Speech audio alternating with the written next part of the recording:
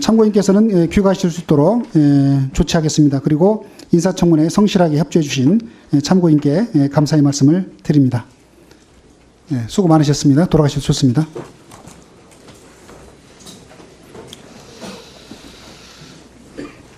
네, 그러면 다음 질의 절차를 계속하기 전에 아까 정혜경 위원님께서 4.3 관련해서 질의를 좀 했었는데요.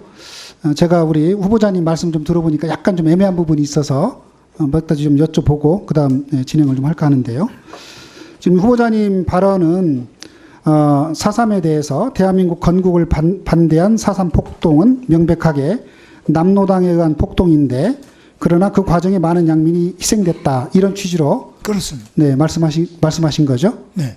그러니까 결국은 이 4.3 폭동 4.3이라고 하는 것을 지금 후보자께서는 폭동으로 인식을 하고 있고 명백하게 남노당에 의한 폭동이다 이렇게 생각하시는 겁니까? 그렇습니다. 그런데 이 4.3에 대해서는 지금 여야 그 국회에서 합의를 해서 4.3 사건에 관한 진상 규명과 보상에 관한 이런 4.3 특별법이 만들어진 내용은 알고 있습니까? 만들어진 것으로 제가 알고 있고 그 내용도 또 봤습니다. 봤어요? 네. 그 법에서는 이 4.3 사건에 대해서 어떻게 그 정의하고 있는지 혹시 알고 있습니까? 그까지는 잘 지금 말씀드릴 정도로 기억을 하고 있지 않습니다. 네.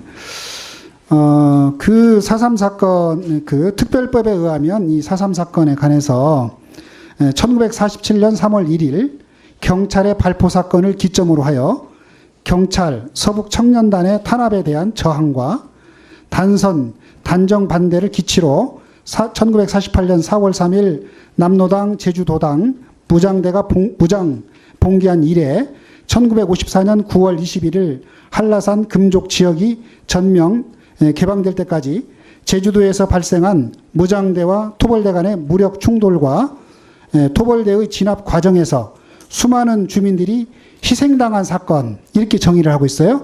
그렇습니다. 이 정의가 맞습니까? 그렇습니다. 그러니까 4.3 사건이 일어나게 된 것은 방금 말씀드린 대한민국 건국을 반대하는 세력들이 무장해서 저항해서 그 재헌국회의원을 선출하지 못한 사건인데 그 과정에 진압 과정에 많은 양민이 희생됐습니다. 이 방금 말씀하신 우리의 특별법은 이 희생된 양민을 어떻게 하면 국가적으로 잘 보상을 하고 또 이분들의 명예를 회복할 것이냐 여기에 관한 법률이고요. 네, 저 후보자님 그런데요.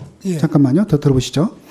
후보자님께서 말씀하신 발언의 내용을 보면 많은 분들께서 후보자의 소신인지 뭐 이렇게 정확히 판단은 되지 않습니다만은 많은 국민들께서 오해가 혼동할 수 있는 그런 소지가 있다. 저는 그렇게 보거든요. 왜냐하면 지금 예전에 21년도 4월 3일에 후보 SNS에 본인이 올린 글에도 보면 결국은 4.3은 무장폭동이다. 이런 취지로 얘기를 하고 오늘도 발언의 취지를 보면 폭동이다라는 걸로 이렇게 정리가 되고 있고 희생하신 분들은 그 과정에서 희생하신 걸로 이렇게 돼 있어요. 그렇지만 이 법에 의한 이런 정의를 보면 그거는 일종의 남노당에 의한 부분은 발단이고 그 발단에 대해서도 발단이고 실질적인 본질은 이런 충돌 과정과 그 과정에서 희생당한 수많은 그 양민들의 그 희생이라고 하는 부분에 방점이 찍혀 있는 거예요. 그러니까 그 발언을 하실 때 이것을 폭동으로 이렇게 규정하고 발언하게 되면 본질이 잘못 인식될 수 있다. 이런 점을 저는 말씀을 좀 드리고 싶고요.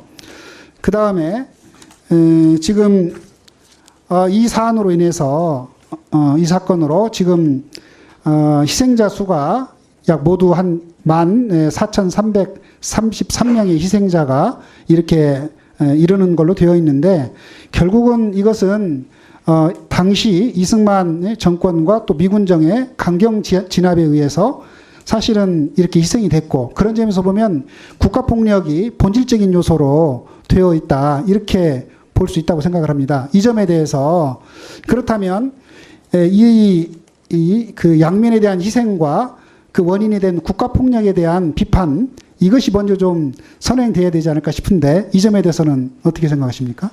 대한민국의 독립과 1945년부터 48년 건국까지 3년 미군정기에 일어났던 일, 그리고 건국 과정에 건국을 반대하는 세력과 건국을 주체로서 추진하는 세력 사이에 엄청난 충돌과 희생이 있었고 이 과정에 무수한 양민이 피해를 보고 우리 민족에게 엄청난 상처를 남겼습니다. 이것이 이어져서 6.25까지 전쟁까지도 있고 아직까지도 그 유족들의 상처가 아물지 않습니다.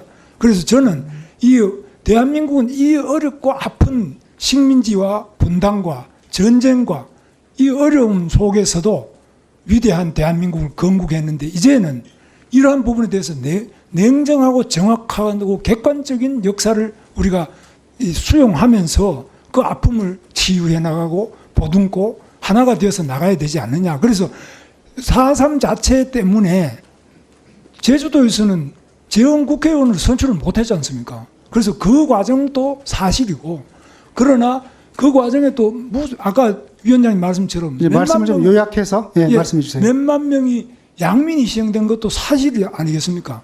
그 얼마나 많은 우리 민족들이 이 건국의 과정에서 또 이 나라를 만들기까지 희생이 얼마나 많습니까? 민주화운동도 마찬가지고 산업화 과정에도 무수한 우리 노동자들이 또 목숨 바쳤지 않습니까? 그래서 지금 식민지로부터 건국 과정에 분단의 과정에 전쟁 과정에 산업화와 민주화 과정에 말씀을 요약해서 간단히 말씀해 주세요. 희생을 우리는 잊지 않고 그들 중에서 피해본 분들은 찾아서 보상하고 또 그 상처를 아물게 해나가는 역할이 저희들에게 있다고 생각합니다. 그러니까 제 말씀 취지는 그렇게 해나가는 데 있어서 가장 핵심적인 것이 이 국가폭력에 의한 희생 부분이 크다. 그러니까 그런 점에 대한 인식을 충분히 반영해서 말씀을 해주시는 게 좋겠다. 이런 취지의 말씀입니다. 그렇습니다. 네, 그러면 다음 질의를 계속 이어가도록 하겠습니다. 이하경 의원님 질의해 주십시오. 네, 질의 전에 의사진행 발언을 위원장님께 좀 하고 싶습니다. 네. 네,